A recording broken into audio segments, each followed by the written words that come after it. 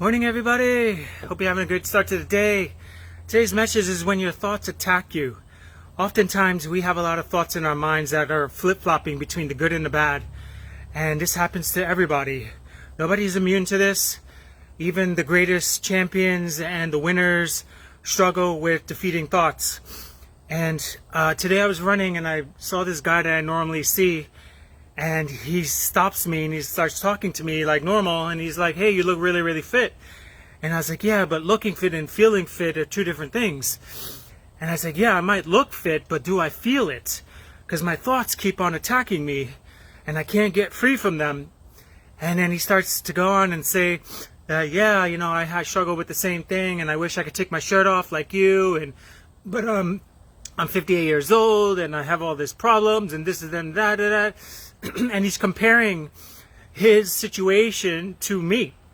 And our thoughts can attack us in the sense that we have this comparison that we need to match up and look like everybody else or be successful like everybody else or have the perfect marriage or have this great car and put this great image on.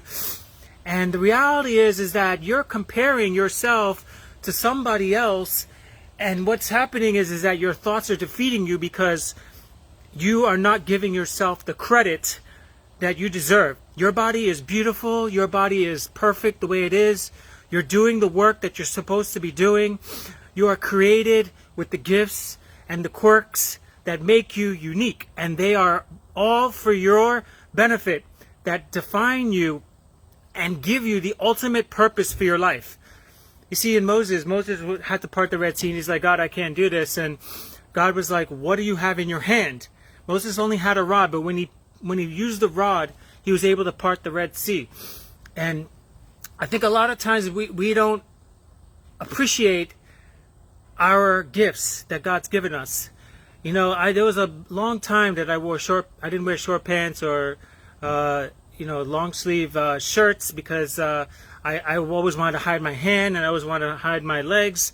So I wore the long pants all the time for 28 years. And I could identify with that guy of being insecure about not being able to step into his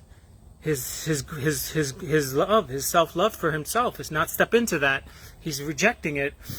And I said to him, "Look, it is the most beautifulest thing to be able to have health and strength and energy and vitality, and you should never downplay it, should never hide it, and don't ever make that mistake." So when your thoughts start attacking you, you have to switch it around and say that God has created you to do great things, and He has destined you to leave your mark in this world, and that no gift or no mistake or no quirk or addiction can ever rob that purpose that He has for your life. He's using all things together for your good and for the greater good. And if you step into that and you press through with that, you will see the promises, but it will not be easy. Because as you step into it, there's going to be a lot of resistance that starts attacking you. You're going to feel like you're not good enough. You're going to feel like you don't have it all together. You're going to feel like you need to hold some things privately and not be so far out there. And people are going to say, "Oh, you're too transparent," or "Oh, you talk about too many things and you should keep some things private." And I'm here to remind you that's a pit from hell that the enemy tries to get you, to defeat you in your mind so that you do not live out your purpose. You do not bring to light the things that are hurting you, and you avoid all the situations and the deepest pains that you are struggling with. That's the pit of hell. And anybody who says that you share too much, or you're too far out there, or you should put your shirt on, or you're too arrogant, that is a pit from hell, and they're putting their limitations and their fears on you. And you need to reject that and need to step into what God says about you. He says, "I created you a masterpiece. I crowned you with favor. I provisioned every single one of your days for good. I've knit you in your mother's womb. I formed you in your mother's womb. I breathed my life into you. I gave you my spirit. There's no place that you don't go that I am not with you." So if you go someplace, you bring something with you, and God is with you. So if you know when God is with you, then you can stand strong against every lie that tries to attack your mind to keep you defeated, not stepping into what you were created to be. Don't go to Instagram and Facebook and compare yourself to what you should be doing. Somebody else's calling is not your calling. Okay, people are married, people are happy, people are not happy when they're married. People pretend that they're in great marriages. People pretend that they have it all together and they don't. So don't compare yourself to somebody else's highlight reel on Instagram, because it's not real. It's not real. People are destined and called to do different things. And somebody else's calling does not have to be an insecurity for you, because God already has something for you to do. He's provisioned every single person here to have a specific purpose and a role. And your job is to follow the Lord and put Him first place in your life. Not your husband, not your wife, not your job, not your bank account, none of those freaking awards that you can have and you hang up in your wall. God needs to be first place in your life. 100%. And it's going to be crazy, because people are going to want to be first place in your life. My ex-girlfriend wanted to be first place. I was like, no, nobody gets that.